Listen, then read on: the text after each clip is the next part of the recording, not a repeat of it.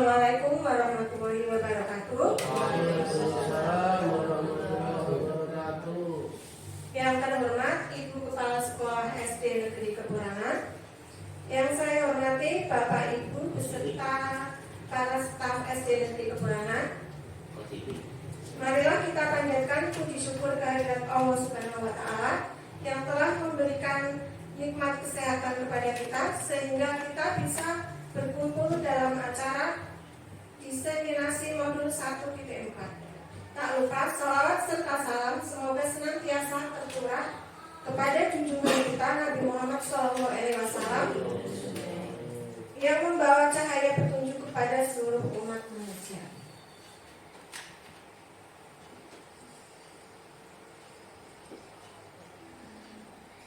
Salam dan bahagia Bapak Ibu Guru Hebat SD Negeri Kepurangan. Mari belajar bersama, berkolaborasi, saling mendukung demi mewujudkan budaya positif di sekolah kita tercinta. Saya berdiri di sini bukan ingin menggurui Bapak Ibu Guru tetapi di sini hanya sekedar sharing, berbagi mengenai budaya positif modul 1.4. Konsep utama dari modul 1.4 ada yang pertama adalah perubahan paradigma belajar, yang kedua adalah disiplin positif, yang ketiga kebutuhan dasar manusia, kemudian yang keempat ada motivasi perilaku manusia, kemudian posisi kontrol restitusi, keyakinan telas, dan yang terakhir adalah segitiga restitusi. Apakah Bapak Ibu pernah mendengar ini sebelumnya? Tentang yang ingin saya sampaikan? Sudah ada yang dengar belum Bapak Ibu? Belum. Oke, belum ada. Jika belum ada, mari kita belajar bersama ya. Nah, di sini ada beberapa pertanyaan pemantik.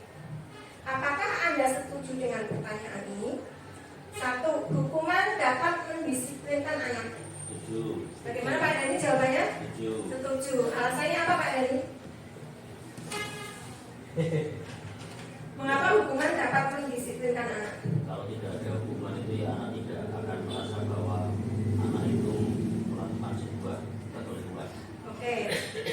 Pak Emi boleh ya. Yang nomor 2, pemberian hukuman dengan hal positif seperti membaca atau membersihkan halaman sekolah dapat meningkatkan disiplin anak. Monggo siapa yang mau menjawab? Pak Fatri mungkin? Setuju atau tidak? Setuju. Setuju. Alasannya apa Pak Fatri? Karena pada dasarnya manusia itu memang cenderung akan mengikuti sistem yang disebut dengan risk and reward. Setiap kita melakukan kesalahan pasti ada resikonya, dan setiap kita melakukan suatu kebaikan pasti ada balasannya. Sehingga mendisiplinkan anak dengan cara membersihkan halaman sekolah itu bisa meningkatkan disiplin yang baik, karena dengan diberikan hukuman yang positif juga akan berdampak positif terhadap anak tersebut. Oke, terima kasih. Tepuk tangan untuk Pak Fadli. Yang ketiga, memberi penghargaan dapat meningkatkan motivasi belajar anak. Setuju atau tidak, Bu? Setuju. Oke, ini hanya pertanyaan pemantik ya. Nanti untuk lebih jelasnya akan dibahas pada slide-slide berikutnya.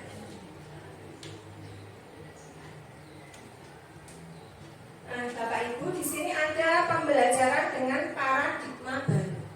Pembelajaran dengan paradigma baru dirancang berdasarkan prinsip pembelajaran yang terdiferensiasi, sehingga setiap siswa itu belajar sesuai dengan kebutuhan dari tahap perkembangannya untuk mewujudkan profil pelajar Pancasila. Sekarang ada praktek ini Bapak Ibu, namanya adalah cobalah buka. Anda dan teman Anda akan melakukan kegiatan cobalah buka.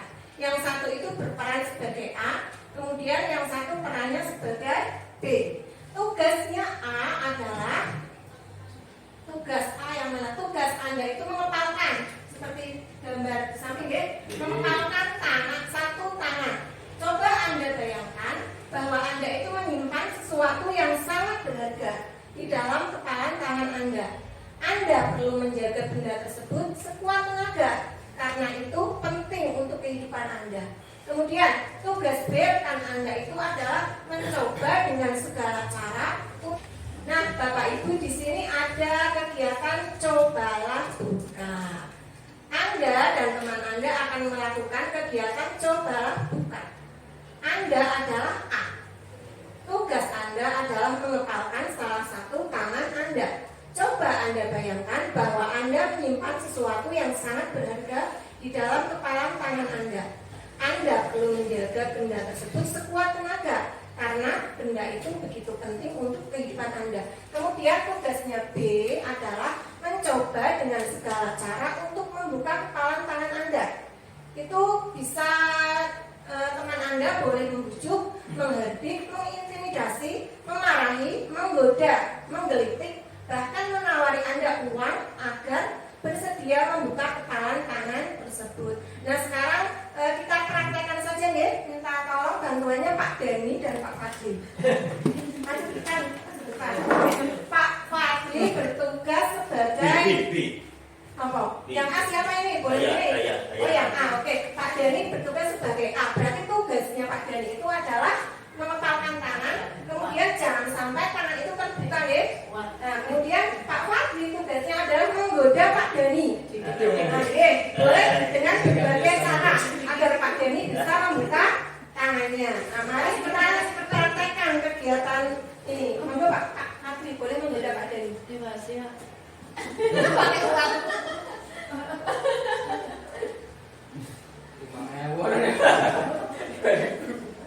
Ayo mungkin Pak dari jajanan sebelah atau apa gitu Pak? Boleh Pak, digoda dulu Pak Daninya. Satu ayam.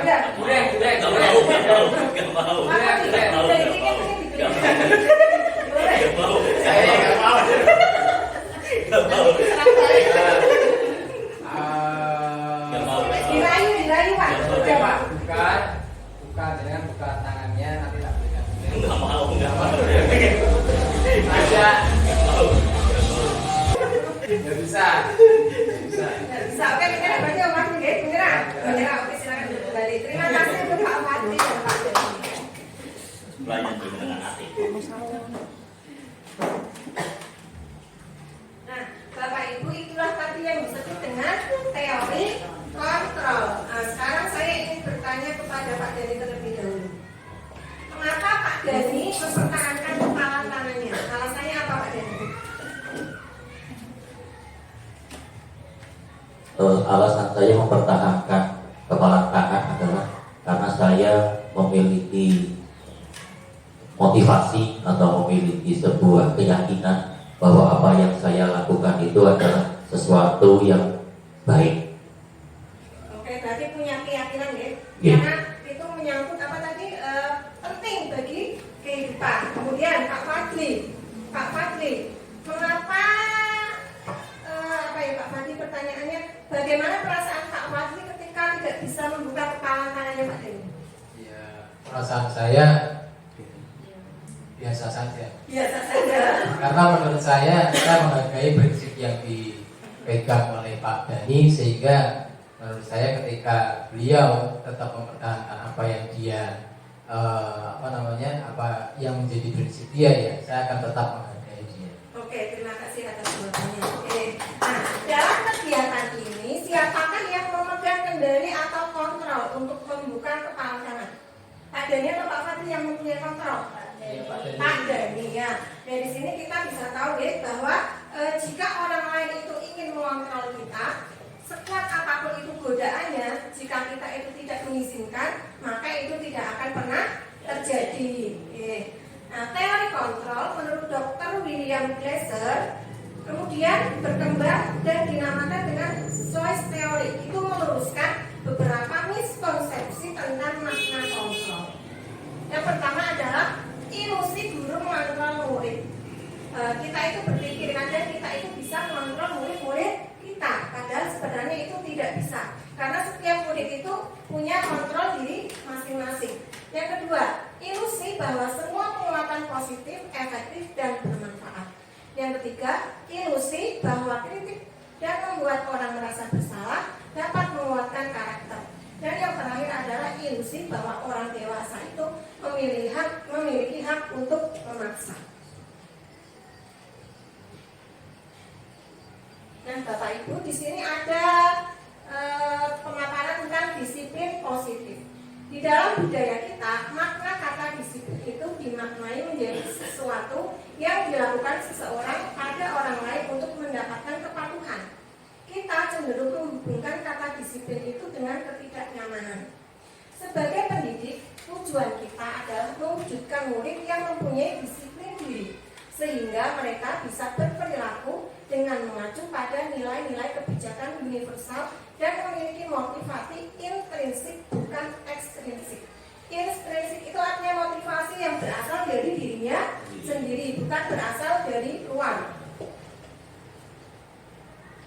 Disiplin positif merupakan salah satu cara untuk penerapan disiplin yang bertujuan untuk menumbuhkan kesadaran serta memberdayakan anak-anak melakukan sesuatu tanpa sokongan, ancaman maupun hukuman. Berarti itu murni dari dalam dirinya sendiri.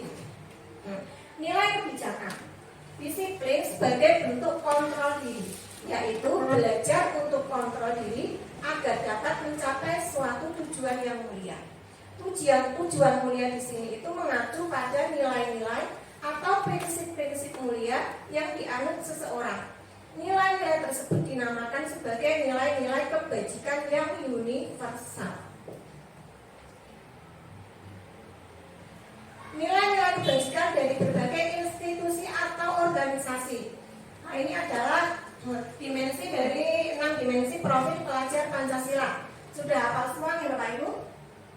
Jika dinyanyikan pasti hafal. Oke, sekarang kita nyanyi saja ya. Biar hafal. Oke, yuk.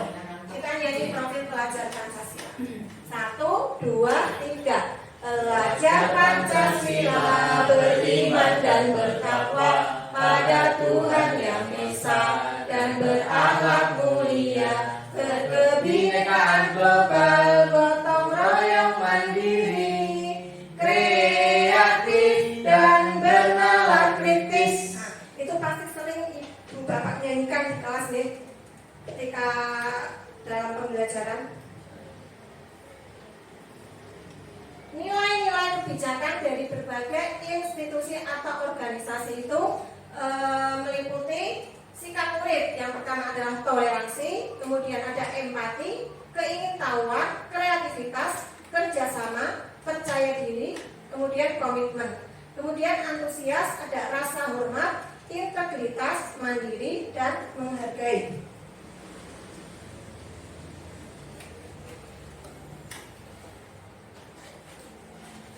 Kemudian ada nilai-nilai kebijakan dari berbagai institusi atau organisasi. 9 pilar karakter. Yang pertama adalah cinta Tuhan dan segenap ciptaannya. Yang kedua, kemandirian dan tanggung jawab. Kemudian ada kejujuran, diplomatis, hormat dan santun, dermawan, suka menolong dan gotong royong. Kemudian ada percaya diri, kreatif dan bekerja keras, kepemimpinan dan keadilan, baik dan rendah hati, kemudian toleransi, kedamaian, dan kesatuan.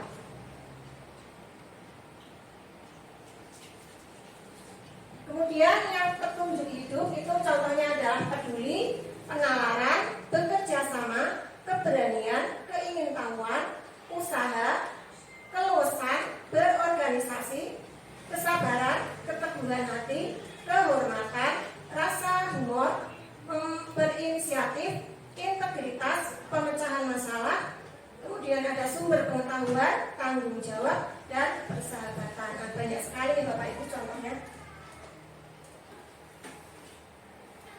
Kemudian nilai keterampilan hidup, contohnya adalah dapat dipercaya, lurus hati, pendengar yang aktif, tidak merendahkan orang lain, dan memberikan yang terbaik dari diri. Nah, setiap manusia itu mempunyai kebutuhan dasar. Kebutuhan dasar manusia itu ada 5. Yang pertama adalah bertahan hidup. Kemudian ada kebutuhan akan kasih sayang dan rasa diterima, kebutuhan akan penguasaan, kebutuhan kesenangan, dan kebutuhan akan kebebasan. Seperti halnya anak kita, mereka juga mempunyai kebutuhan dasar.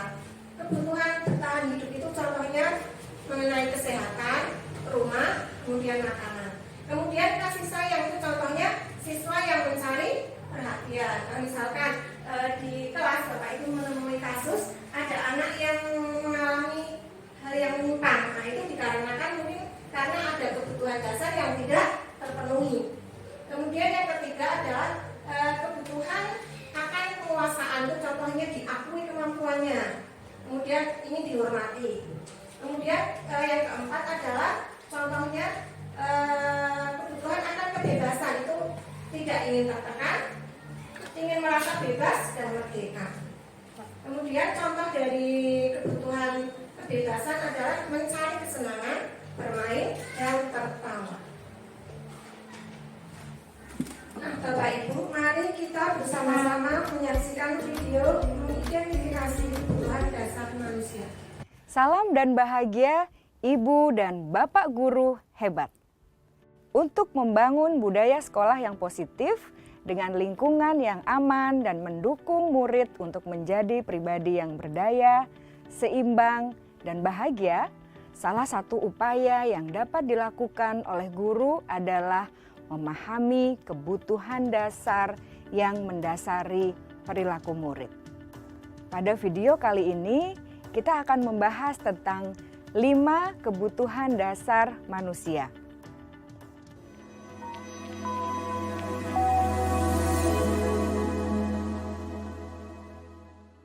Ki Hajar Dewantara dalam salah satu kutipannya menyatakan, kita ambil contoh perbandingannya dengan hidup tumbuh-tumbuhan.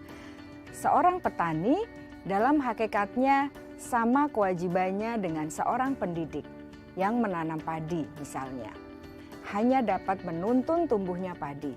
Ia dapat memperbaiki kondisi tanah, memelihara tanaman padi, memberi pupuk dan air, membasmi ulat-ulat atau jamur-jamur yang mengganggu hidup tanaman padi, dan lain sebagainya.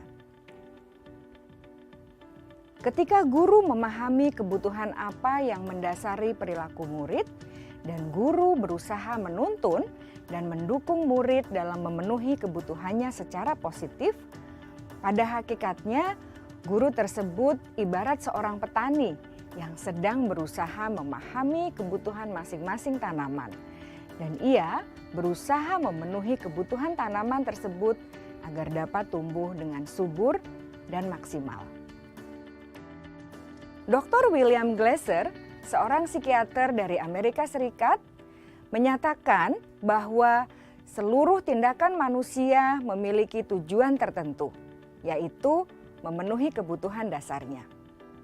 Ketika kelima kebutuhan dasar telah terpenuhi secara memadai, maka murid akan tumbuh dengan seimbang dan bahagia.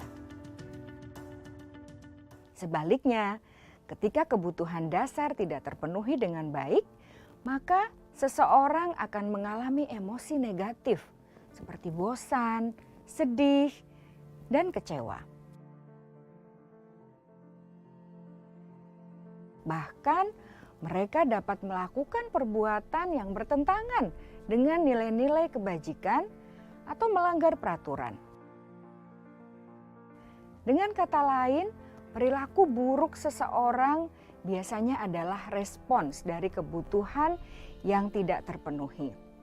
Namun, mereka tidak tahu cara untuk menyampaikannya.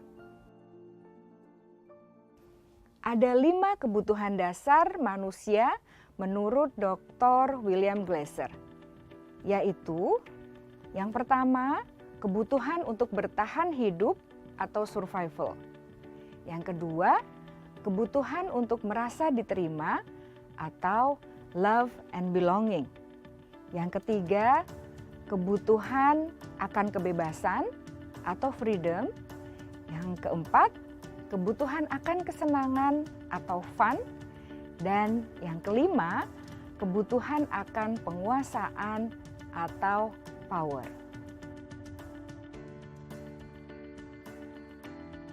Kebutuhan dasar yang pertama adalah kebutuhan yang bersifat fisiologis untuk bertahan hidup atau survival. Misalnya, kesehatan, rumah, dan makanan. Kebutuhan biologis sebagai bagian dari proses reproduksi, termasuk kebutuhan untuk tetap bertahan hidup. Kebutuhan untuk merasa aman juga termasuk dalam kebutuhan ini.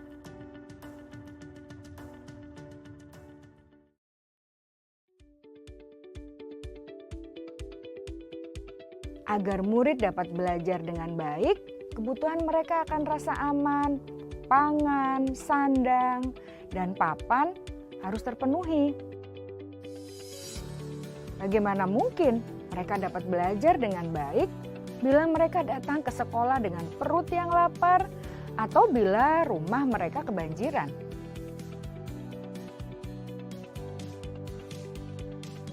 Setelah kita mengetahui kebutuhan pertama yang sebagian besar bersifat fisiologis, mari kita lihat kebutuhan kedua sampai kelima yang semuanya berhubungan dengan psikologis. Mari kita lihat kebutuhan yang kedua, yaitu kebutuhan akan perasaan diterima oleh kelompok atau komunitasnya, atau kebutuhan love and belonging. Kebutuhan ini meliputi keinginan untuk tetap terhubung dengan orang lain seperti teman, keluarga, teman kerja, dan kelompok di mana kita tergabung. Setiap murid ingin menjadi bagian yang berharga dari kelas dan juga sekolah. Mereka juga ingin diterima oleh orang lain dan kelompoknya. Bahkan, murid yang terlihat paling cuek pun jauh di dasar hatinya pasti ingin merasa diterima. Sebagai guru, seharusnya kita dapat menerima murid kita apa adanya, sesuai dengan kodratnya. Karena setiap murid adalah unik. Mereka memiliki kekuatannya masing-masing, sehingga guru seharusnya bisa menciptakan kesempatan untuk murid berkolaborasi dan memiliki ikatan emosi satu sama lain. Murid-murid yang memiliki kebutuhan yang besar untuk merasa diterima, biasanya mereka belajar karena suka pada gurunya, dan mereka juga suka bekerja dalam kelompok.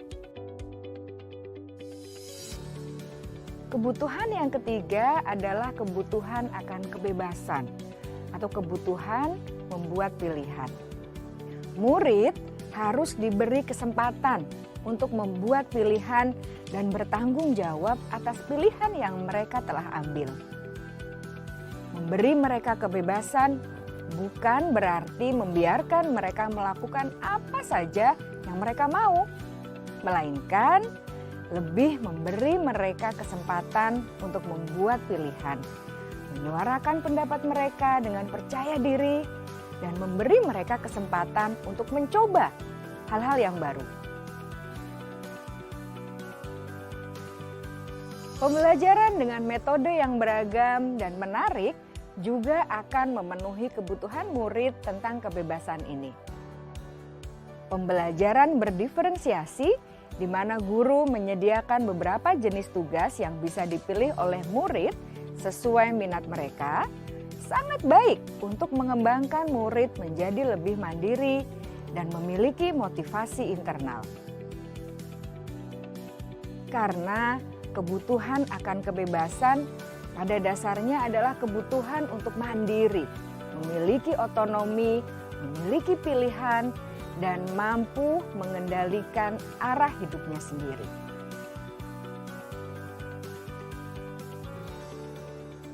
Kebutuhan yang keempat adalah kebutuhan akan kesenangan. Bayangkan Bapak Ibu, hidup tanpa rasa senang. Betapa menyedihkannya. Glasser menghubungkan kebutuhan akan kesenangan dengan belajar. Jangan sepelekan kebutuhan murid untuk merasa senang di kelas. Sebagai guru, jangan ragu-ragu untuk dengan sengaja memasukkan kegiatan yang menyenangkan dalam kelas. Murid-murid dengan kebutuhan dasar kesenangan yang tinggi ingin menikmati apa yang mereka lakukan. Mereka juga konsentrasi tinggi saat mengerjakan hal-hal yang disenangi.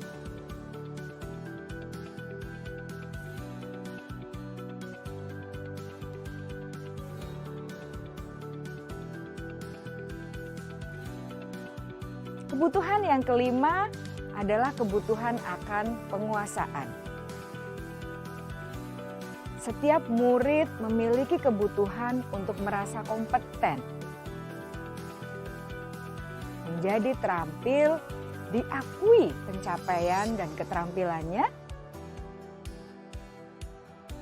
didengarkan, bisa membuat dampak dan pengaruh, dan memiliki rasa harga diri. Mereka sebaiknya diberi kesempatan untuk membuat keputusan tentang hal-hal yang penting dalam hidupnya dan tidak merasa dikontrol oleh sistem sekolah. Pada murid yang telah menginjak usia remaja, seringkali mereka merasa tidak memegang kendali atas kehidupannya sendiri, karena guru kerap kali berpengaruh dalam mengambil keputusan. Murid-murid yang memiliki kebutuhan dasar akan penguasaan yang tinggi biasanya selalu ingin menjadi pemimpin. Mereka juga suka mengamati sebelum mencoba hal-hal yang baru. Mereka juga perfeksionis dan merasa kecewa bila melakukan kesalahan.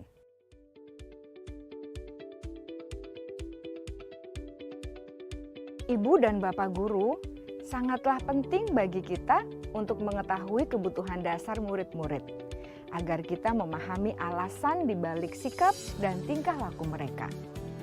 Bila murid berperilaku buruk atau melanggar peraturan, sehingga tindakannya tidak sesuai dengan nilai-nilai kebajikan, maka guru harus mencari tahu alasan yang mendasari tindakan tersebut dan kebutuhan apa yang belum terpenuhi.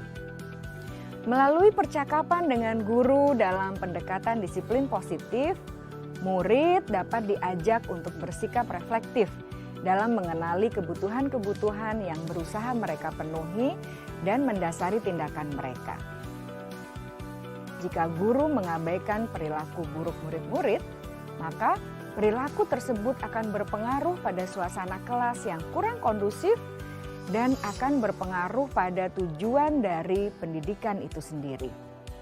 Ibu, Bapak guru hebat, mari kita menjadi guru yang lebih baik dengan memahami kebutuhan dasar murid-murid kita dan senantiasa membimbing mereka untuk menjadi pribadi yang berdaya, seimbang, dan bahagia. Salam dan bahagia, Ibu dan Bapak guru hebat. Dan Bapak Ibu, tadi kita sudah bersama-sama menyaksikan video. Di dalam video tersebut menjelaskan bahwa kebutuhan dasar manusia itu ada 5. Sebagaimana murid-murid kita itu juga mempunyai kebutuhan dasar. Jika kelima kebutuhan dasar itu terpenuhi, maka anak-anak akan merasa senang dan bahagia.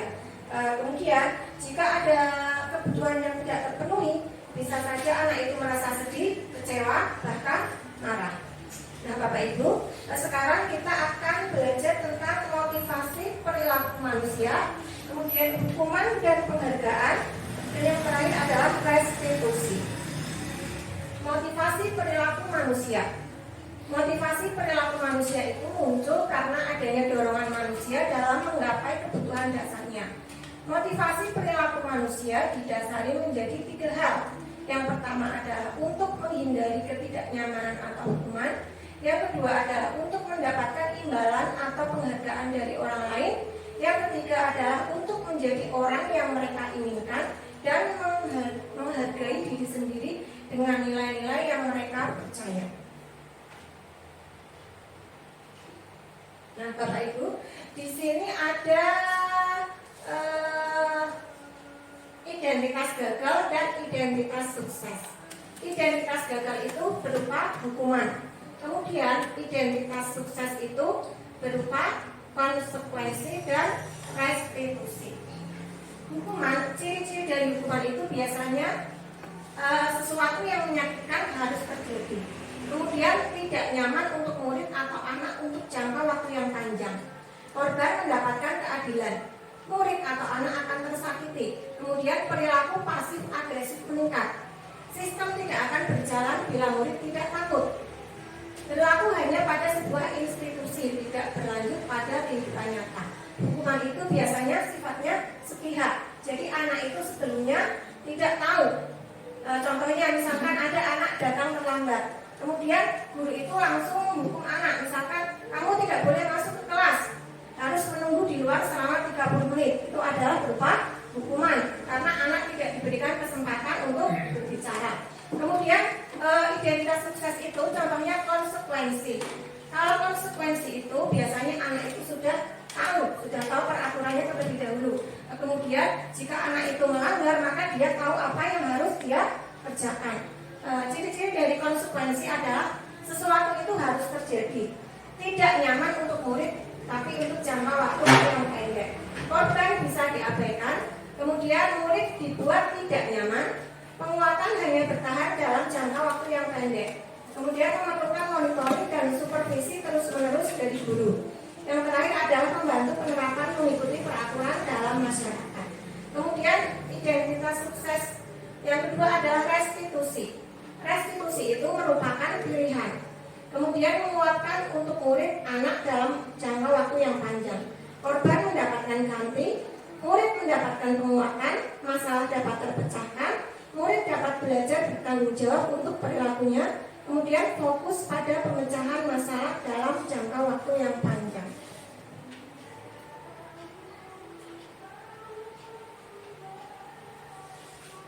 Nah, di sini adalah contoh kalimat-kalimat dari hukuman. Peraturannya adalah kamu harus. Kemudian yang identitas sukses, yang konsekuensinya itu contohnya apa peraturannya? Mampukah kamu melakukannya? Terima kasih. Kemudian yang restitusi, apa yang kamu yakini? Apa yang bisa kamu lakukan untuk memperbaiki masalah ini? Nah, kalau yang hukuman itu biasanya murid akan membenci peraturan. Kemudian yang konsekuensi itu murid akan menghormati peraturan. Kemudian yang restitusi itu anak akan menghormati dirinya dan orang lain. Jika hukuman itu sifatnya adalah negatif. Kemudian konsekuensi itu bersifat netral dan restitusi itu bersifat positif. Nah, itu contoh dari hukuman. Misalkan guru berkata, awas kalau dilakukan lagi ya, awas kamu. Biasanya itu modelnya paksaan. Kemudian mendorongkan untuk menyalahkan diri. Konsep diri menjadi buruk. Kemudian yang konsekuensi itu contohnya lakukan apa yang saya katakan, berupa stimulus atau respon. Kemudian dapat mendorong kepatuhan. Kemudian konsep diri menjadi baik. Untuk yang restitusi, contohnya adalah apa hal ini yang sesungguhnya ingin kamu lakukan. Itu teori kontrol. Kemudian mendorong disiplin positif dan konsep diri menjadi kuat.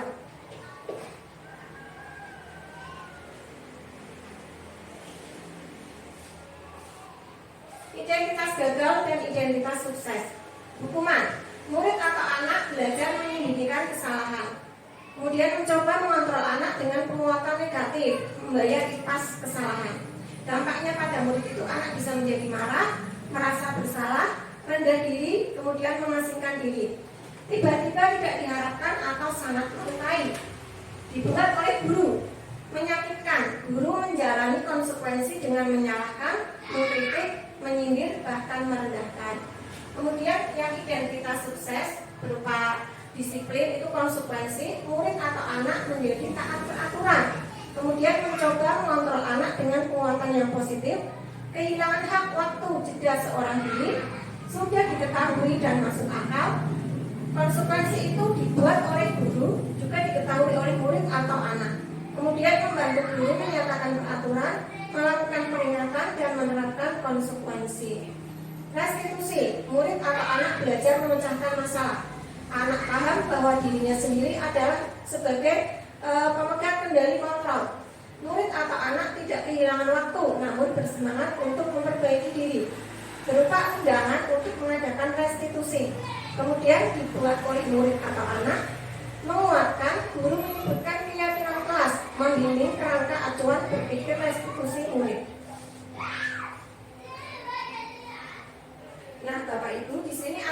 tindakan guru.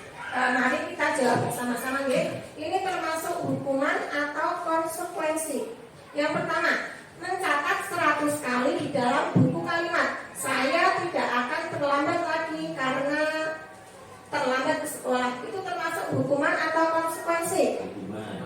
Hukuman. Ya, karena itu sifatnya sepihak ya. Kemudian yang kedua, lari mengelilingi lapangan basket 2 kali karena terlambat hadir di sekolah. Itu termasuk hukuman atau konsekuensi? Apa? Termasuk hukuman atau konsekuensi? Yang kedua, lari mengelilingi basket 2 kali karena terlambat hadir. Hukuman. Oke, mari kita lihat jawabannya, apakah hukuman atau konsekuensi? Hukuman ya. Kemudian yang ketiga, murid diminta untuk push up 15 kali karena tidak menggunakan masker ke sekolah. Hukuman. Ya, benar sekali hukuman. Kemudian menggantikan kertas tugas teman yang telah dicoret-coret. Hukuman atau konsekuensi? Konsekuensi. Membersihkan tumpahan air di meja tulis karena tersenggol pada saat belajar. Konsekuensi. Murid disuruh untuk tidak mengenakan sepatu seharian di sekolah karena tidak mengenakan sepatu hitam. Hukuman atau konsekuensi?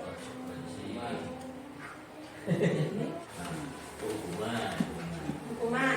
Oke, yang terakhir, lari mengelilingi lapangan basket 2 kali karena terlambat 10 menit demi untuk pelajaran PJOK. Termasuk hukuman atau konsekuensi?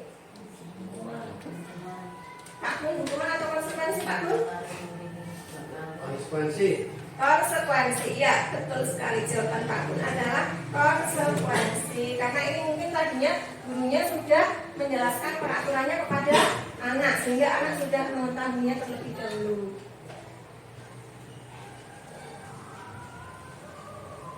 Mari kita perhatikan kasus berikut. Iva kurang menguasai pelajaran matematika, sehingga pada saat pelajaran tersebut berlangsung, dia lebih banyak berdiam diri atau menggambar di buku pelajarannya. Pada saat guru matematikanya, Pak Seno, menanyakan pertanyaan, Iva menjadi gugup dan tak sengaja menjatuhkan tasnya dari kursi, serta tiba-tiba menjadi gagap pada saat berupaya menjawab. Seluruh kelas pun tertawa melihat perilaku Iva yang bicara tergagap dan terkejut tersebut. Pak Seno saat itu membiarkan teman-teman Iva menertawakan Iva yang tergagap dan malu luar biasa, dan malahan minta Iva untuk maju ke depan dan berdiri di depan kelas sambil menunjuk hidungnya karena tidak bisa menjawab pertanyaan Pak Seno. Kelas makin gaduh dan anak-anak pun tertawa melihat Iva di depan kelas memegang ujung hidungnya. Mari kita jawab pertanyaan berikut. Yang pertama, apakah Anda setuju dengan tindakan Pak Seno terhadap Iva? Setuju atau tidak? Tidak. Mengapa tidak setuju? Bapak Hafid, mengapa tidak setuju dengan tindakannya Pak Seno? Karena tindakan Pak Seno tersebut merupakan sebuah hukuman dan tidak ada hubungannya dengan keadaan atau kondisi Iva pada waktu itu, yang mana dia kurang memahami pelajaran matematika. Itu tidak ada hubungannya dengan menunjuk hidung di depan kelas dan juga bisa berefek negatif bagi anak. Oke, ya, terima kasih, tepuk tangan untuk Pak Hadi. Ya, benar sekali ya, bahwa Pak Seno itu berarti melakukan hukuman terhadap Iva, dan hukuman itu hanya bersikap sepihak. Dia tidak memberikan kesempatan kepada Iva untuk berbicara.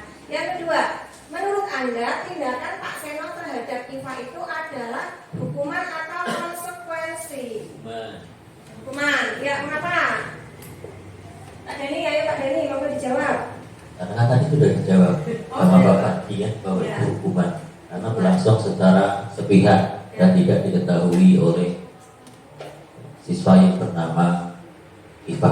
Ya, kemudian hukuman itu biasanya sifatnya apa Pak? Menyakitkan ya. Menyakitkan bagi anak, itu juga mempermalukan Iva karena disuruh apa tadi itu menunjuk hidungnya sehingga anak-anak yang lain ikut menertawakannya. Nah, kasus yang kedua, Ibu Anas, guru kelas 2 SD, mendapat masalah. Murid-muridnya murid-muridnya tidak bisa tertib, berdiri antri di depan pintu kelas dan selalu berebutan masuk ke dalam kelas setelah jam istirahat usai. Ini tentunya sangat mengganggu proses pembelajaran, di mana kelas tidak dapat mulai tepat waktu karena Ibu Anas sibuk menenangkan murid-muridnya untuk waktu yang cukup lama. Akhirnya Bu Anas berpikir cepat dan mengandalkan stiker bintang. Setiap murid-muridnya akan masuk kelas usai jam istirahat. Bu Anas akan mengiming-imingi murid dengan stiker bintang. Siapa yang dapat berdiri lurus dan berbaris rapi antri di depan pintu dapat bintang dari Bu Anas. Sebagian besar murid-muridnya menyambut tantangan tersebut dan langsung berdiri rapi di depan pintu agar mendapatkan stiker bintang. Hal ini terus dilakukan Bu Anas selama beberapa minggu karena cukup berhasil membuat murid-muridnya berdiri rapi antri di depan pintu. Sampai pada suatu saat Bu Anas sakit dan terpaksa digantikan oleh Pak Heru. Pak Heru tidak mengetahui tentang stiker bintang dan benar saja pada saat mau masuk kelas usai jam istirahat, murid-murid kelas 2 kembali berebutan masuk ke kelas. Apa yang terjadi? Mengapa? Nah, jawablah ketiga pertanyaan ini, kemudian berilah minimal 2 tanggapan terhadap jawaban rekan Anda. Yang pertama, berdasarkan teori motivasi yang telah Anda pelajari pada pembelajaran sebelumnya, kira-kira apakah motivasi murid kelas 2 untuk bersedia berdiri antri sebelum masuk kelas? Berarti motivasinya itu karena intrinsik atau ekstrinsik motivasinya? Jadi ya, anak-anak mengantri itu karena apa motivasinya? Motivasinya dari intrinsik itu tadi Bu. Itu kan dari awal kan sudah ada. Intrinsik itu artinya apa? Ya, dari dalam. Dari Ini dalam. kan anak-anak berarti mengantri Dari- itu iya. karena apa? Karena ada ini stiker Iya. bintang. Oh iya nih, maaf saya kurang fokus Bu. Ya berarti itu motivasinya karena apa? Ekstrinsik. Ya, iming-imingi stiker bintang ya? Iya. Oke ya, terima kasih. Oke, kemudian yang kedua, adakah cara lain agar murid-murid kelas 2 itu bersedia antri di depan kelas tanpa diberi penghargaan stiker bintang? Ada cara lain atau tidak? Kasih nomor kasih. Ini kasih kan ngajar di kelas enggak? Menurut saya ya ada cara yang lain dengan cara intrinsik tadi. Itu Dengan cara dilatih. intrinsik berarti menanamkan dari dirinya sendiri ya. Ya itu mungkin membutuhkan waktu yang lama ya. Tidak secepat yang ini. Kalau yang ini kan diiming-imingi maka anaknya langsung mau berbaris rapi. Oke, berarti cara yang kedua itu ada, tapi mungkin membutuhkan waktu yang lebih lama agar anak itu bisa berbaris dengan rapi. Dihukum oleh penghargaan. Saat kita berulang kali menjanjikan hadiah kepada anak-anak agar berperilaku bertanggung jawab, atau kepada seseorang murid agar mempelajari sesuatu yang baru, atau kepada seseorang karyawan agar melakukan pekerjaan yang berkualitas, kita sedang berasumsi mereka itu tidak dapat melakukannya, atau mereka tidak akan memilih untuk melakukannya. Kor selanjutnya juga mengemukakan beberapa pertanyaan dari hasil pengamatannya selama ini tentang tindakan memberikan penghargaan yang nilainya sama dengan menghukum seseorang. Jadi di sini itu yang dimaksud adalah penghargaan itu sebenarnya sama dengan hukuman. Pengaruh jangka pendek dan jangka panjang. Penghargaan itu tidak efektif. Penghargaan itu bisa merusak hubungan. Kemudian penghargaan dapat mengurangi ketepatan. Penghargaan juga dapat menurunkan kualitas. Penghargaan bisa mematikan kreativitas. Penghargaan itu menghukum. Kemudian motivasi dari dalam diri. Nah, berarti penghargaan itu sebenarnya sama dengan hukuman. Contohnya, ketika kita memberikan penghargaan terus-menerus kepada anak, itu kan motivasinya biasanya anak itu karena apa? Ingin mendapatkan hadiah. Biasanya ada kecemburuan menjadi anak yang lama itu menjadi iri.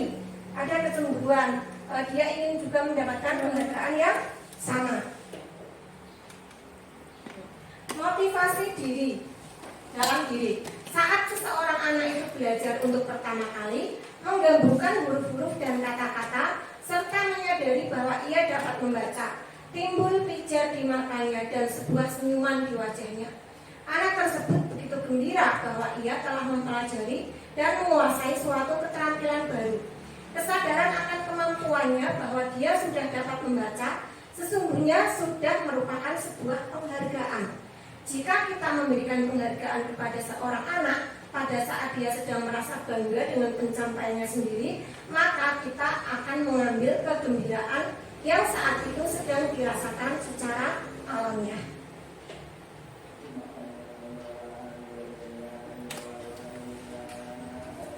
Ciri-ciri restitusi.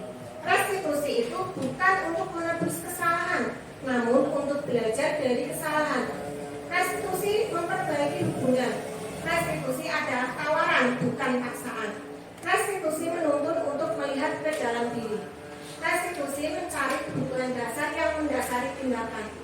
Restitusi diri adalah cara yang paling baik. Restitusi fokus pada karakter, bukan tindakan. Restitusi itu menguatkan. Restitusi fokus pada solusi. Restitusi mengembalikan murid yang berbuat salah kepada kelompoknya. Nah, pengertiannya, restitusi itu adalah proses menciptakan kondisi bagi murid untuk memperbaiki kesalahan mereka, sehingga mereka bisa kembali pada kelompok mereka dengan karakter yang lebih kuat. Perbedaan penanganan. Contoh kasus siswa yang tidak mengerjakan tugas. Hukuman. Siswa diberi hukuman lari keliling lapangan 3 kali atau siswa membersihkan toilet. Guru marah dan siswa menjadi ketakutan. Kemudian yang konsekuensi. Contohnya, siswa diberi konsekuensi untuk mengerjakan tugasnya pada saat istirahat. Guru tegas dan siswa menghormati peraturan yang ada. Kemudian restitusi. Guru menanyakan keyakinan kelas dan membantu siswa menyelesaikan masalah. Di sini guru terbuka dan siswa menghormati dirinya dan orang lain.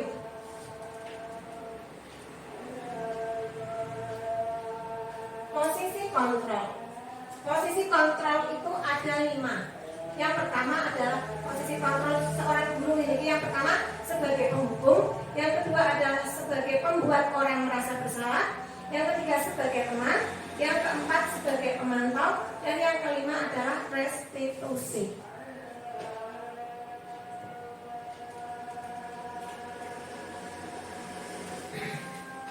Posisi kontrol, identitas gagal. Itu contohnya adalah penghukum dan membuat orang merasa bersalah. Kemudian identitas suksesnya adalah kontrol dari luar mengharapkan imbalan atau ketergantungan kepada orang lain. Identitas berhasil atau sukses menghargai diri sendiri. Sebagai penghukum, contohnya guru berkata, kalau kamu tidak melakukannya, awas ya, rasakan. Sebagai pembuat orang merasa bersalah, kamu seharusnya sudah tahu. Ibu lelah sekali mengatakannya. Ibu stres. Yang ketiga sebagai teman, ayolah lakukan demi ibu. Masa kamu tidak mau? Ingat tidak, ibu pernah bantu apa? Yang ketiga sebagai pemantau, apa peraturannya? Nah, yang kelima adalah posisi sebagai manajer. Apa yang kita yakini? Apa yang bisa kamu kerjakan untuk memperbaiki masalah ini? Nah, hasilnya jika sebagai penghukum itu biasanya anak akan memberontak, menyalahkan orang lain dan berbohong. Kemudian jika posisinya sebagai pembuat orang merasa bersalah, hasilnya adalah menyembunyikan, menyangkal, kemudian berbohong. Sebagai teman, hasilnya biasanya anak akan menjadi ketergantungan kepada guru. Kemudian sebagai pemantau, hasilnya anak bisa menyesuaikan diri ketika diawasi. Kemudian jika berposisi sebagai manajer, maka hasilnya dapat menguatkan pribadi anak.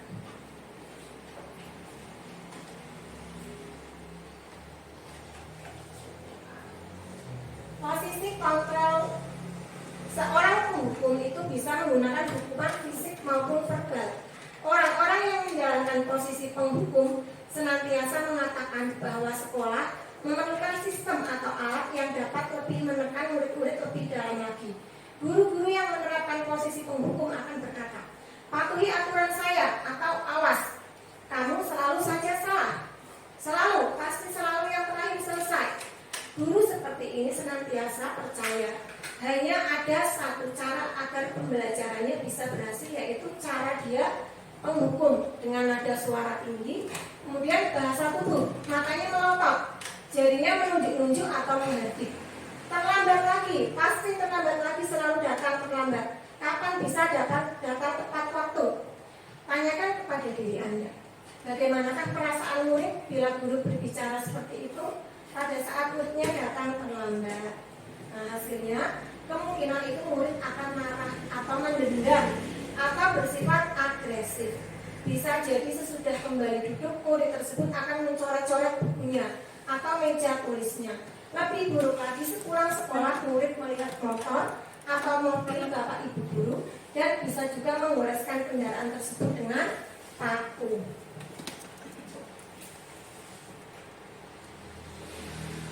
Kemudian membuat merasa bersalah. Pada posisi ini biasanya guru akan bersuara lebih lembut. Membuat rasa bersalah akan menggunakan keheningan yang membuat orang lain merasa tidak nyaman, bersalah atau rendah diri.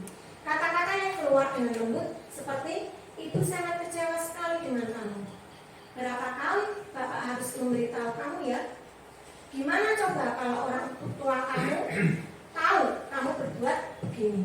Di posisi ini murid akan memiliki penilaian diri yang buruk tentang diri mereka. Murid merasa tidak berharga dan telah mengecewakan orang-orang yang disayanginya. Membuat merasa bersalah itu nada suaranya memelas, halus, sedih, bahasa tubuhnya merapat pada anak, kemudian lesu. Contohnya, "Adi, kamu ini bagaimana ya? Kamu sudah berjanji dengan ibu tidak akan terlambat lagi. Kamu kenapa ya senang sekali mengecewakan ibu? Ibu benar-benar kecewa sekali." Nah, hasilnya adalah murid akan merasa bersalah telah mengecewakan ibu atau bapak gurunya. Kemudian murid akan merasa menjadi orang yang gagal dan tidak sanggup membahagiakan orang lain. Kadang-kala sikap seperti ini lebih berbahaya daripada sikap penghukum, karena emosi anak itu akan tertanam rapat di dalam. Murid menjadi menahan perasaan atau anak-anak itu bisa menjadi baper.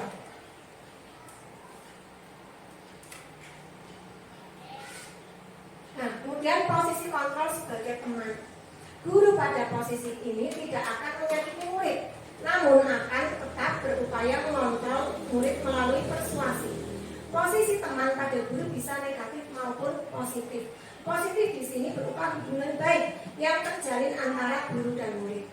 Guru di posisi teman menggunakan hubungan baik dan humor untuk mempengaruhi seseorang. Mereka akan berkata, "Ayo, bantulah demi Bapak ya. Ayo, ingat tidak bantuan Bapak selama ini? Ya sudah, kali ini tidak apa-apa, nanti Ibu bantu bereskan." Hal negatif dari posisi teman itu adalah bila suatu saat guru tersebut tidak membantu, maka murid akan merasa kecewa dan berkata, "Saya pikir Bapak atau Ibu adalah teman saya." Murid merasa dikecewakan dan tidak mau lagi berusaha. Hal ini yang mungkin timbul adalah murid hanya akan bertindak untuk guru tertentu dan tidak untuk guru lainnya. Murid akan tergantung pada guru tersebut. Nah, jika sebagai teman itu nada suaranya ramah, akrab, dan bercanda. Bahasa tubuhnya merapat pada murid, mata dan senyum jenaka. Hasilnya, murid akan merasa senang dan akrab dengan guru. Ini termasuk dampak yang positif. Hanya saja ada dampak negatifnya. Murid akan menjadi tergantung pada guru tersebut. Bila ada masalah, dia merasa bisa mengandalkan guru tersebut untuk membantunya. Akibat lainnya adalah hanya akan berbuat sesuatu bila yang menyuruh itu adalah guru tersebut. Dan belum tentu berlaku yang sama dengan guru atau orang lain.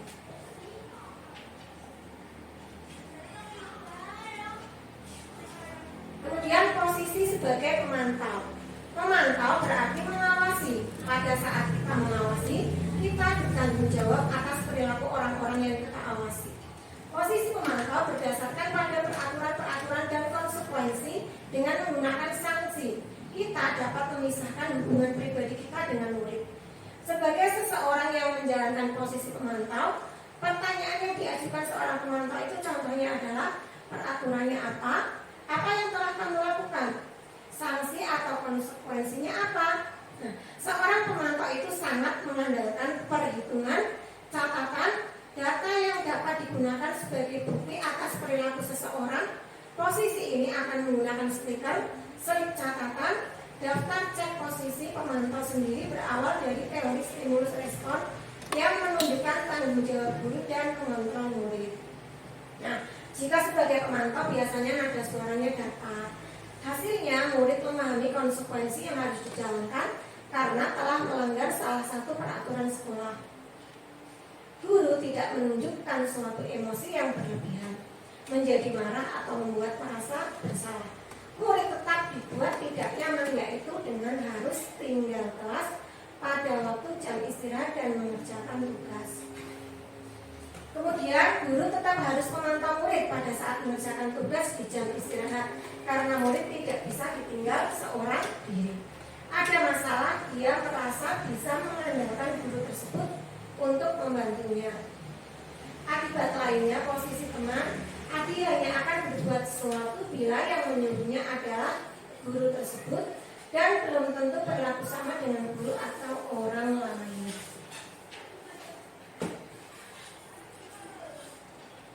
Nah, sekarang posisi yang terakhir adalah posisi guru sebagai manajer.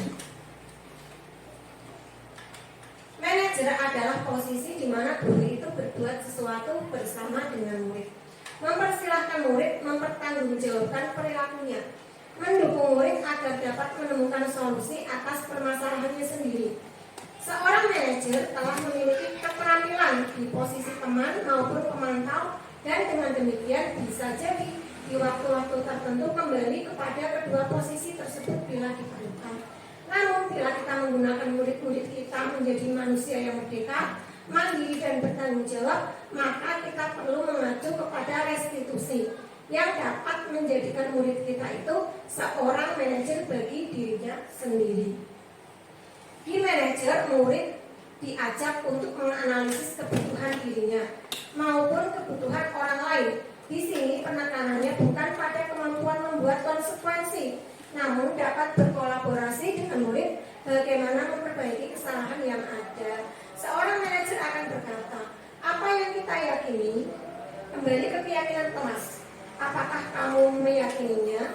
Jika kamu meyakininya, apakah kamu bersedia memperbaikinya? Apa rencana kamu untuk memperbaiki hal ini? Nah, hasilnya adalah murid memahami konsekuensi yang harus dijalankan karena telah melanggar salah satu peraturan sekolah. Guru tidak menunjukkan suatu emosi yang berlebihan, menjadi marah atau membuat merasa bersalah. Murid tetap tidak nyaman, yaitu harus tinggal kelas pada waktu jam istirahat. Guru harus tetap memantau murid saat mengerjakan tugas di jam istirahat. Kemudian akibat yang lain dari posisi ini adalah anak tersebut belum tentu berlaku yang sama dengan guru atau orang lain. Ini nonton video rasanya. Ada video mana?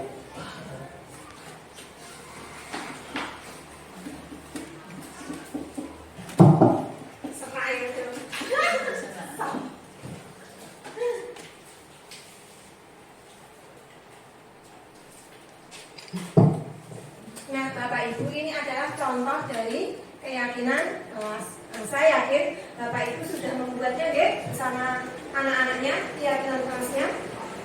Keyakinan kelas itu bisa dibuat bersama dengan anak. Contoh di sini, anak-anak disuruh menuliskan dalam sticky note, kemudian nanti ditempel pada kertas. Mengapa keyakinan kelas? Mengapa tidak peraturan kelas saja?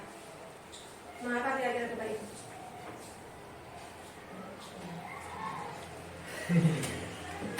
Mengapa bukan peraturan? Karena kalau peraturan itu apa? Peraturan itu? Kalau peraturan itu seperti memaksa. Ya, betul sekali. Peraturan itu berarti memaksa. Berarti itu bukan keinginan anaknya sendiri, tapi dipaksa oleh gurunya. Jika keyakinan kelas, berarti kan itu semuanya sepakat untuk melakukannya bersama. Mengapa kita memiliki peraturan tentang penggunaan helm pada saat mengendarai kendaraan roda dua? Kemungkinan jawabannya adalah menggunakan helm itu karena untuk keselamatan. Kemudian, mengapa kita memiliki peraturan tentang penggunaan masker dan mencuci tangan setiap hari? Kemungkinan jawabannya adalah untuk kesehatan. Bisa juga untuk keselamatan.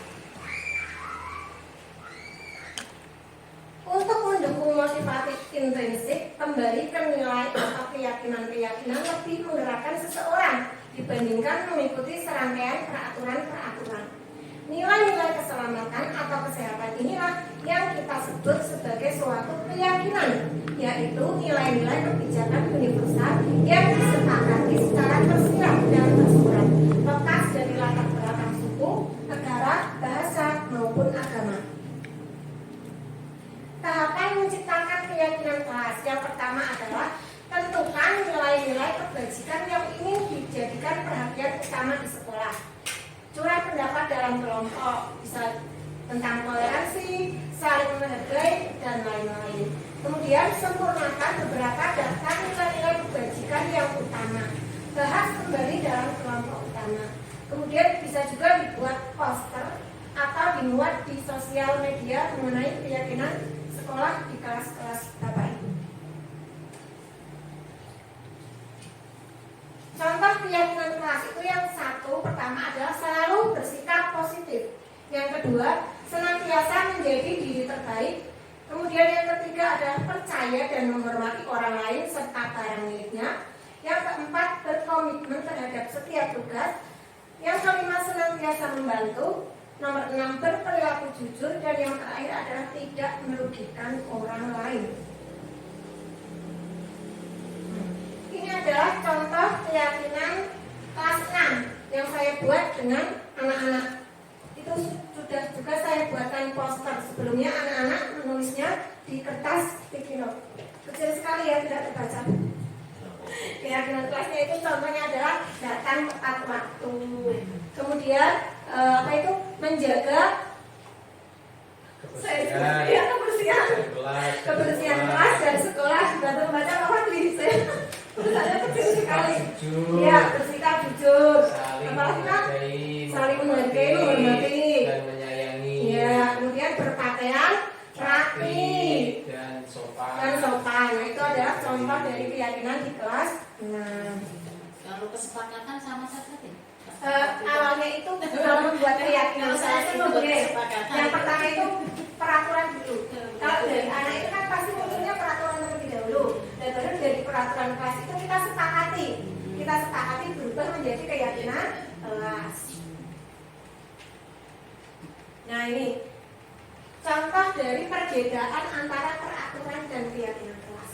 Jika peraturan itu contohnya adalah kembalikan barang ke tempatnya, dilarang mengganggu orang lain, hadir di sekolah 15 menit sebelum pembelajaran dimulai, dilarang melakukan kekerasan, dilarang merokok, jangan berlari-lari di kelas atau koridor.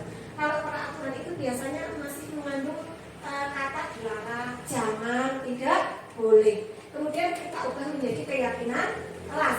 Keyakinan kelasnya itu kembalikan barang ke tempatnya itu baik termasuk tanggung jawab. Kemudian dilarang mengganggu orang lain, berarti keyakinan kelasnya adalah menghormati orang lain. Hadir sekolah 15 menit sebelum pembelajaran, berarti termasuk menghormati orang lain dan berkomitmen.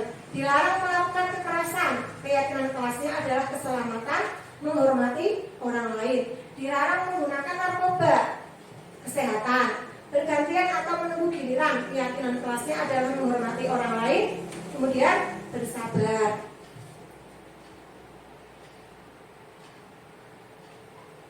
Nah, Bapak Ibu, di sini ada gambar segitiga restitusi. Segitiga restitusi itu terdiri dari 3 tahap. Tahap yang pertama adalah menstabilkan identitas.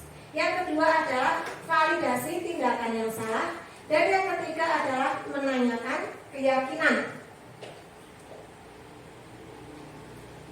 Nah, contohnya ini. Guru berkata, berbuat salah itu tidak apa-apa. Tidak ada manusia yang sempurna. Saya juga pernah melakukan kesalahan seperti itu. Kita bisa menyelesaikan ini. Bapak Ibu tidak tertarik mencari siapa yang salah, tetapi ingin mencari solusi dari permasalahan ini. Kamu berhak merasa begitu. Apakah kamu senang menjadi teman yang baik buat dirimu sendiri? Ini adalah contoh dari menstabilkan identitas. Untuk mengubah identitas anak dari orang yang gagal karena melakukan kesalahan menjadi orang yang sukses. Nah, kemudian contoh dari validasi tindakan yang salah. Guru berkata, padahal kamu bisa melakukan yang lebih buruk dari ini ya. Kamu pasti punya alasan mengapa kamu melakukan hal itu. Kamu patut bangga pada dirimu sendiri karena kamu telah melindungi sesuatu yang penting buatmu. Kamu boleh mempertahankan sikap itu, tapi kamu harus menambahkan sikap yang baru. Nah, validasi tindakan yang salah ini dapat membantu siswa mengenali kebutuhan yang ingin dipenuhinya ketika melakukan kesalahan itu. Yang ketiga adalah menanyakan keyakinan. Contohnya, guru berkata, apa nilai yang kita percaya di kelas atau sekolah kita?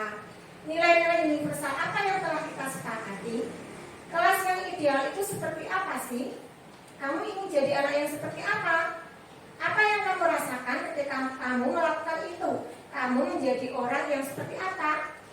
Nah, di dalam menanyakan keyakinan, anak melihat kesalahannya dihubungkan dengan norma-norma sosial dan nilai-nilai yang mendasari manusia berinteraksi dengan orang lain.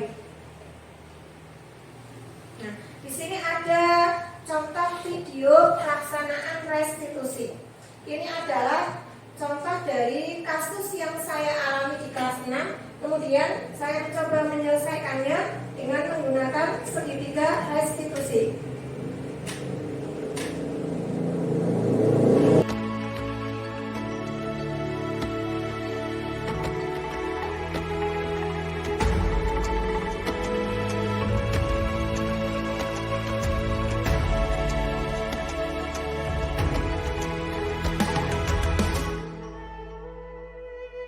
Ayo memilih apa yang kau suka.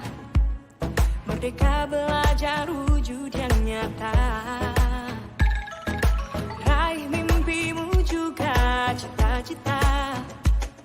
Generasi emas Indonesia. Profil belajar Pancasila. Tanamkan di dalam dada.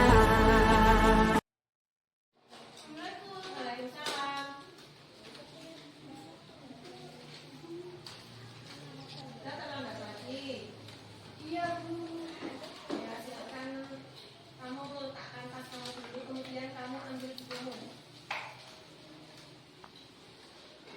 Rita, kamu tahu tidak mengapa Bu Guru memanggilmu kemari? Iya, Bu. Seingatmu, sudah berapa kali kamu datang terlambat ke sekolah? Sudah 3 kali, Bu. Sering terlambat itu termasuk suatu kesalahan atau tidak? Iya, Bu.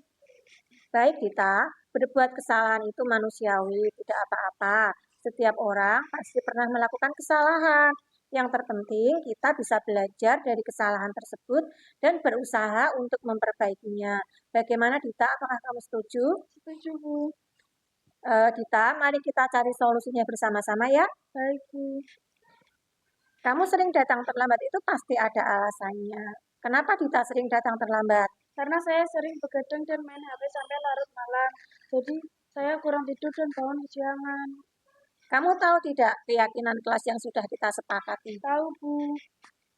Kalau datang terlambat ke sekolah itu sesuai dengan keyakinan kelas kita atau tidak? Tidak, Bu Guru. Menurut kamu, keyakinan kelas apakah yang sudah kamu langgar? Disiplin, Bu. Menurut kamu, disiplin itu penting atau tidak? Penting, Bu, karena bisa membuat saya datang tepat waktu dan menghargai waktu. Betul, menghargai waktu itu penting dan sangat bermanfaat untuk kita. Seperti kita dapat menghargai orang-orang yang ada di sekitar kita. Kemudian, pekerjaan jadi tidak menumpuk dan kita juga dapat melatih rasa kepedulian. Iya, Bu, saya menyesal sudah sering terlambat. Saya mohon maaf. Iya, Dita, sikap yang sangat baik sudah kamu lakukan dengan cara meminta maaf. Menurut kamu, apa yang akan kamu lakukan agar kamu tidak datang terlambat lagi ke sekolah? Saya akan tidur lebih awal dan tidak begadang lagi agar tidak terlambat masuk ke sekolah. Baik, Dita, kamu sudah menemukan solusinya. Assalamualaikum.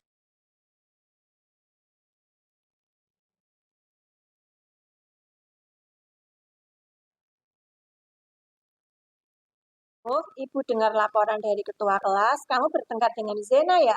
Iya Bu, karena saya kesal. Mengapa kamu kesal? Zena terus-menerus mencontek hasil pekerjaan saya Bu. Tidak hanya PR saja, tugas juga dicontek. Oh, begitu ya. Wajar jika kamu merasa marah dan kesal. Jika ibu berada di posisimu, pasti juga akan marah dan kesal. Lalu, apa yang akan kamu lakukan pada Zena? Saya marah-marah, saya maki-maki Zena dan saya menggebrak mejanya, Bu. Oh, begitu. Kamu berbuat seperti itu pasti ada alasannya, kan? Yalah, Bu, masa saya diam saja? Susah payah saya mengerjakan tugas dan PR sampai malam. Dia hanya menyibuk contek, tidak mau berusaha sendiri. Jadinya saya kesal, Bu. Ibu kira wajar kamu seperti itu karena kamu tidak relakan hasil jerih payahmu dicontek begitu saja oleh Zena. Ibu menghargai tindakan kamu yang tidak berbuat lebih buruk daripada itu, misalnya memukul. Nah, kalau sekarang coba kita pikirkan, apakah tindakanmu yang marah sampai menggebrak meja tadi sudah sesuai dengan keyakinan kelas kita? Ya, tidak, Bu. Menurut kamu, kira-kira keyakinan apa yang sudah kamu langgar? Saling menghormati dan menghargai sesama teman, Bu. Iya, betul, Galuh. Apakah menghormati dan menghargai sesama teman itu penting menurut Galuh? Penting itu, Bu. Kalau menurutmu penting, keyakinan apa yang harus kamu lakukan ketika kamu sedang marah? Harus lebih sabar. Nah, kalau kamu bersedia untuk memperbaiki masalah ini. Bersedia, Bu. Kalau kamu bersedia, apa yang akan kamu lakukan untuk memperbaiki masalah ini? Saya harus lebih bersabar dan menahan amarah saya ketika ada teman yang mencontek. Dan kalau ada teman yang nyontek, saya mau melaporkan ke Bu Guru. Iya, tepat sekali Galuh tindakan yang kamu lakukan. Tetap semangat belajar ya. Sekarang kamu bisa kembali ke kelas terlebih dahulu. Terima kasih, Bu. Sama-sama Galuh. Beriman dan bertakwa pada Tuhan yang Maha Esa, berakhlak mulia, berkebinekaan global kita. Bapak Ibu, tadi adalah contoh video dari penanganan kasus menggunakan segitiga restitusi. Saya yakin Bapak Ibu dalam menangani kasus anak-anaknya itu pasti lebih baik dari saya. Itu tadi hanya sebagai contoh. Dalam menerapkan disiplin positif, hendaknya itu guru memiliki standar kepribadian profesional dan sosial yang baik, di mana guru mampu berefleksi pada posisi kontrolnya saat ini. Bagaimana perjalanan dirinya sebagai seorang awam atau posisi manajer yang menuntun murid-murid menjadi insan yang mandiri, merdeka, dan bertanggung jawab. Dan Bapak Ibu, video tadi juga mengakhiri diseminasi pada hari ini. Saya ucapkan terima kasih kepada Bapak Ibu yang sudah membantu berlangsungnya acara ini. Kemudian saya mohon maaf apabila ada kesalahan dalam bertutur kata. Akhir kata, wassalamualaikum warahmatullahi wabarakatuh.